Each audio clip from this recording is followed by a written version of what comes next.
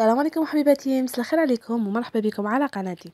نتمنى ان شاء الله تكونوا كامل لاباس، وهذا الفيديو تلقاكم كامل بخير باحسن الاحوال ان شاء الله. الفيديو تاع نهار اليوم كيما راكم تشوفوا راح نشارك معكم روتين طلبيه تاع الحج ولا العمره. راح نشاركها معكم، يعني كنت درتها في نهار واحد، لازم نكمل الطلبيه تاعي. دونك حبيباتي كيما راكم تشوفوا، يعني اول حاجه كنت بديت بها الفيديو هنا راني نوريكم. كنت خرجت، يعني شريت الصوالح اللي خصوني، دوزه الحلوى. يعني كانوا خاصني بزاف حوايج باش يعني نبدا الطلبيه تاعي. كيما راكم تشوفوا كنت شريت هذا الترانسفير تاع الحج، ولا يعني كنت صراحه ما لقيتش تاع العمره، شريت هذا تاع الحج. وكنت شريت هذيك لاغوم، يعني تاع لاباط داموند في النوار، يعني كنت شريتها ليكيد، ما لقيتش هذيك الغبره. كنت شريت الكاكاو، شريت المايزينا، شريت الخميره، شريت البيض، شريت هاد لي نابخون بالكيسات ديالهم. كيما راكم تشوفوا كنت شريت الفارينه، شريت الزبده بيان سور. انا كنت شريت هاد لونغوزا هادي، كنت شريت في البلون وشريت في النوار، يعني كنت نعكسهم.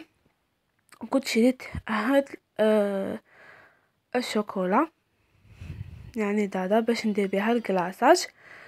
كيما راكم تشوفوا يعني شيت صوالح اللي كنت مسحقتهم باش يعني نبدا لا روتين، يعني تاع الطلبيه ديالي. وكنت شيت هذا الملمع تاع لاباط داموند، يعني تاع الطليه اللي نديرو في الكيكات. كيما راكم تشوفوا هنا اول حاجه كنت بديت بها هي كنت بديت بالعجينه تاع، يعني حندير العجينه السحريه تاع الكيكات. انا كنت درت هاد الكيل بهاد الكيل، يعني درت كونتيتي صغيره، حوالي هكاك خرجت لي 39 هكاك حبه. هنايا كنت درت كيله تاع السمن، كيله تاع حليب، وكيله تاع الزيت. كيما راكم تشوفون درت قرصه يعني تاع الملح، درت عطر لافاني، يعني مغرفه تاع لافاني، ودرت ليكستري تاع المزهر، يعني باش تعطيني فيها ريحه المزهر. كيما راكم تشوفوا هنا خلطت كامل المكونات ديالي مليح. يعني هذه هي الطريقه باش تنجح معكم هاد العجينه السحريه، لازم تخلطوا مليح هذوك المكونات في بعضها. وبيان سور بلا ما ننساو، يعني السمن كي ديروه ما يكونش يعني سخون بزاف، يكون دافي. هنا بعد ما خلطت نبدا نجمع بالفارينه ديالي، يعني راح نتحصلوا على عجينه تكون يعني طريه. كيما راكم تشوفوا يعني تقدروا تخدموا بها هذا. يعني نحرك هنا بالاصابع تاع اليد ديالي، نقعد نضيف غير بشويه حتى وين تنضم معايا العجينه. يعني انا كنت خدمت هاد الكعكات بلا بات ماجيك، يعني ما استعملتش الطريقه القديمه. هاد الكعكات يعني كنت حابه نديرهم بهذه الطريقه. نكمل نجمع يعني العجينه تاعي حتى نتحصل على عجينه تكون يعني طريه. كما راكم تشوفوا يعني حنوريكم هاد الطريقه.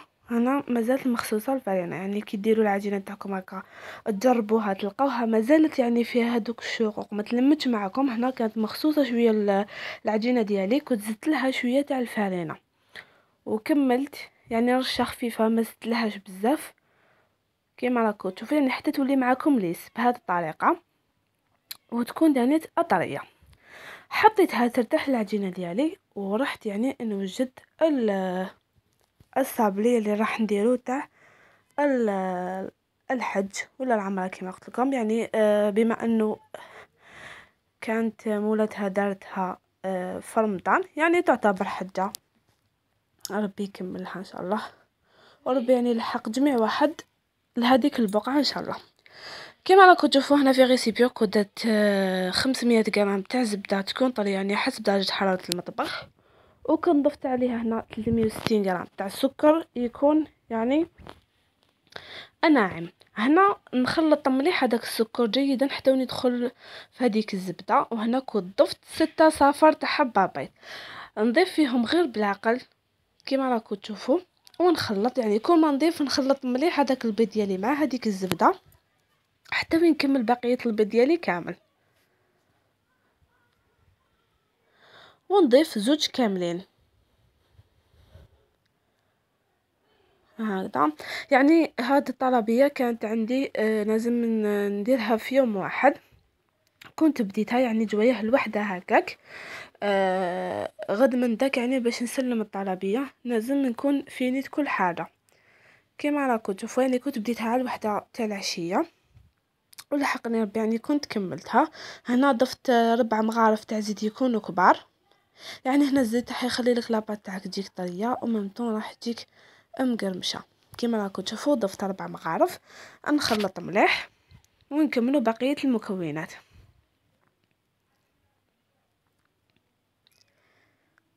هكذا. هنا عندي 150 غرام تاع مايزينا.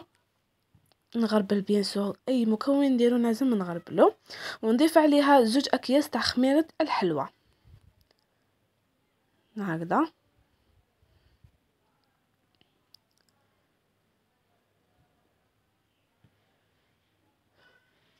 ونضيف هنا 3 ملاعق يكونوا كبار تاع الكاكاو. هنا من الاحسن خيره يعني الكاكاو اللي تكون يعني من النوعيه الجيده. انا هنا استعملت يعني الكاكاو لوغو تاعو اللي يجي بذوق البيمو، يعني حيعطيك نكهه بزاف في الصابلي تاعك.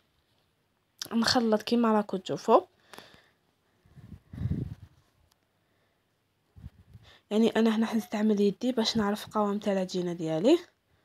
مع الاول يعني خلطت بلا سباتول ومن بعد نكملها بيدي كيما راكم تشوفوا. هنا نضيف الفرينه ديالي ونستعمل يدي يعني غير باصابع تاع اليد نلم لاباط تاعي، ما نعجنوهاش باش هكا ما تعلقش معنا لاباط تاع الصابلي. نقعد نضيف الفرينه ديالي تدريجيا، يعني روحوا غير بالعقل حدا اللي تعود تزلق لكم العجينه. يعني لاباط تاع الصابلي قد ما تخلوها طريه قد ما راح يعني تجيكم طريه. كيما راكم تشوفوا هنا كنت كملت، يعني شوفوا كيفاش تجي طريه وصديق. يعني كاين الفرينه اللي تشرب وكاين يعني الفرينه اللي ما تشربش. المهم خلوها طريه. احنا نبدا نفتح في لاباط تاعي. ديروا يعني بابي فيلم ولا كيس بلاستيكي يعني باش يساعدكم في طريقه العمل. نحل يعني العجينه تاعي ما تكونش خشينه بزاف وما ترقوهاش بزاف، يعني باش الحبه تجينا الله يبارك. وعندي هاد الطابع يعني بما انه ترانسفير تاعي هذاك في الكاري درته في الكاري. هنا نديرهم كامل في السنيوه. وبيان سور نمشي على الفرن تاعي على درجه حراره 180 درجه. يعني نخلوهم يطيبوا وما نحمروهمش بزاف، يعني نشفوا فقط باش هكا ما يبسوش معاكم. انا كنت وجدت لاكريم ديالي يعني كانت طابت الحلوى تاعي ولا كريم هنا كنت وجدتها. يعني باش ما نطولش عليكم الفيديو كنت درت 50 غرام تاع زبده مع 50 غرام تاع سكر كلاص دربتهم مليح يعني. ودرت عليهم عطر الكراميل. كما نعرفوا الكراميل تتماشى بزاف مع الشيكولا كما راكم تشوفوا. هنا نبدا نفخسي الصابلي تاعي كما راكم تشوفوا، يعني حيعطي له واحد اللوغو بزاف هايل. انا شوفوا يعني ما خليتوش حتى وين يحمر باش ما يجيكمش يابس، يعني يقعد معكم طري. وهنا بيان سور راني نقيس يعني في الحبات باش كل حبه تجي على اختها. كي كملت كامل فخسيت هذوك الحبات تاعي حطيتهم بجه وعاودت وليت لهذيك العجينه كانت ريحت لي تاع العجينه تاع الكعكات. هنا تاني كنت درت اللوز، كنت درت 3 كيلات تاع كاوكاو عفوا درت كاوكاو مرحي، ودرت معهم نص كيلة تاع سكر كريستاليزي. و ضفت لهم يعني عطر تاع اللوز، وضفت عليهم يعني لافاني ولميت يعني بالمزهر كيما راكم تشوفوا. يعني ما تلموهمش حتى من يتعجن معاكم ولا، المهم حتى وين تتماسك معاكم هذيك لافارس تاع الكاوكاو. يعني لافارس تولي ليكم ديروا اللوز ولا كاوكاو يعني واش كان متوفر عندكم. هنا نبدا يعني بتشكيل تاع الكيكه تاعي كيما راكم تشوفوا. يعني بالنسبه للوزن تاع العجينه انا هنايا كنت درت 40 غرام يعني باش الحبه تجيني كبيره الله يبارك.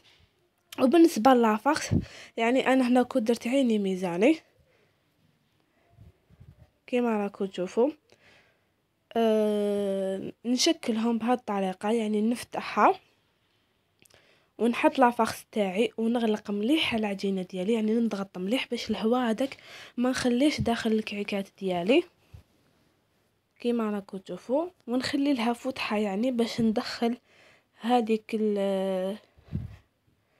العجينه تاعي ونغلق هذيك في الفتحه مليح كيما راكم تشوفوا. يعني كون شفتوا معايا الطريقه هنا كنت كامل شكلت الكعكات تاعي، يعني كنت حابه نديرهم في هذوك ليمون ما عنديش، ولكن وفيت بالغرض يعني خدمتهم هكا ان شاء الله حتى وين نشري هذوك ليمون يعني تاعهم سبيسيال تاع الكعكات.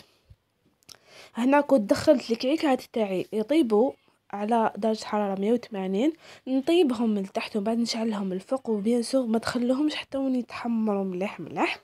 فداك الوقت الكعكات تاعي اللي حطيتها طيب، انا هنا جيت نوجد هذوك لي ترانسفير تاع الشيكولا، كنت ذوبتها وعمرت هذوك لي ترانسفير كامل، ونخليها يعني نحطوها سخونه باش هكا يلصق معكم هذاك الترانسفير، يعني يخرج لكم هذاك الديسه. نخليها دوت كوتي، نخليها حتى وين تنشف، ومن بعد ندخلها الثلاجه واحد ل5 دقائق هكا، يعني راح تتماسك تحكم روحها. عاود وليت لهداك الكاطو تاعي كيما راكم تشوفوا، كنت وجدته غلاسيتو، كي غلاسيتو كامل حطيته في سنيوات ينشف، ومن بعد عاود وليت لهذيك الطليه تاعي. هنا الطليه كيما راكم تشوفوا كيلت بهذا الفنجان بما انه الكميه قليله، يعني كنت درت كيله تاع مزهر وكيله تاع الزيت وكيله تاع الحليب، ونضيف عليهم هنايا عندي ملون ابيض. يعني من الاحسن الى لقيتو غشوا هذيك يعني الملون الابيض تاع لامبورطاسيون كما راكم تشوفوا. انا هنا كنت مزروبه يعني في الطلبيه تاعي، كنت شريت يعني تاع الجزائر كما تعرفوا، يعني النوعيه تاعو مش مليحه. من الاحسن اللي لقيتو تاع لامبورطاسيون شرو هذاك، راح يعطيكم يعني النتيجه احسن من هذا. كما راكم تشوفوا هنا كي نخلط كامل وندير هذاك الملون ديالي، يعني باش نديرهم باش يخرجوا لي يعني بيوضه. كنت حابه يعني الطليه تاعي بيوضه لانه لو تام تاع الديكور راح نديرو في النواغ هكذا.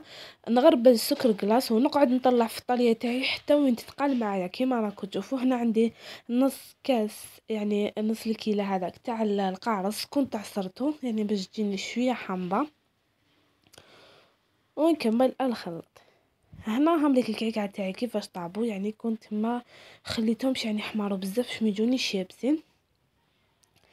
طيبتهم عادي كيما راكم تشوفوا. بيان سور هنا كنت ثقبتهم قبل ما ندخلهم الفرن باش يطيبوا مليح، وبديت نكلاصي في الحلوى تاعي، حطيتها على جنب وخليتها تنشف.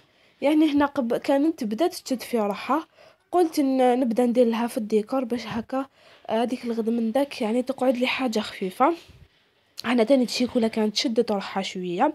بديت نجيب هكا فرشات يعني تكون نقيه سبيسيال للحلوى، دايرتها يعني نرش بها هذاك النكخي دوغي كيما راكم تشوفوا. كنت درت هكا هذاك النكخي ولا المنمع الذهبي، درت رشات هكا. وهنا لي ترانسفير تاعي كيما راكم تشوفوا كانوا شدوا لوحديهم، نحيتهم هذوك القالب هذاك ونبدا نلصق يعني نلصق فيها. يعني هنا كانت شيكولا شدت روحها هكا، يعني قلت باش نكمل الطلبيه تاعي كما راكم تعرفوا كانت مزروبه، لازم هذيك الغد من داك نسلم الطلبيه تاعي. وهنايا جيت نشكل معكم هاد السبحه باش ندير ديكور تاع الكعكات. يعني كنت مازال ما نقيتهمش هنايا، قلت نسبق ندير الديكور تاعهم من الفوق يقعد لي يعني غير الكعكات راح نفينيهم هذيك الغد من داك نقيهم ونباليهم في الكيس. ومن بعد هنا باش ندير هذيك الشويشه يعني تاع السبحه انا درتهم بهذه الطريقه، يعني حليت بالحلال كيما راكم تشوفوا. انا كنت يعني لاباط دامون تاعي لونتها باللون هذاك الاسود، ونقطع هكا مثلثات كيما راكم تشوفوا نقطعهم وندير هذيك شويشه. يعني هو عنده هذاك الطابع تاعو يتباع سبيسيال تاع الشويشه، يعني وفيت بالغلط درتهم هكا. هذا واش كان متوفر عندي كيما راكم تشوفوا. ونبدا يعني نجوز لهم بهذاك البانسو في الدوغي باش نعكس اللون. هكذا نواسيهم كامل من الفوق. وهاو الشكل تاع الكيكه تاعي. وهنا يعني حنوريكم يعني كنت درت لو تام تاع السبحه وحبيت ندير يعني تاع الزربيه كيما راكم تشوفوا. هنا كنت قطعت راح نوريكم الطريقه. قطعت هذيك العجينه تاعي ولا لاباط دامون ديالي، كنت قطعتها على شكل كيما راكم تشوفوا مربعات هكا يكونوا صغار على شكل زربيه. وبديت يعني ندير لهم هذاك الشرشيف ديالهم. ومن بعد هذاك الشرشيف يعني نصبه بالدوغي باش نعكس اللون كيما راكم تشوفوا. وهاوليك نتحصلوا يعني على هاد الزربيه كيما راكم تشوفوا. نحطها من الفوق وهاوليك يعني الشكل تاع الكيكات ديالي.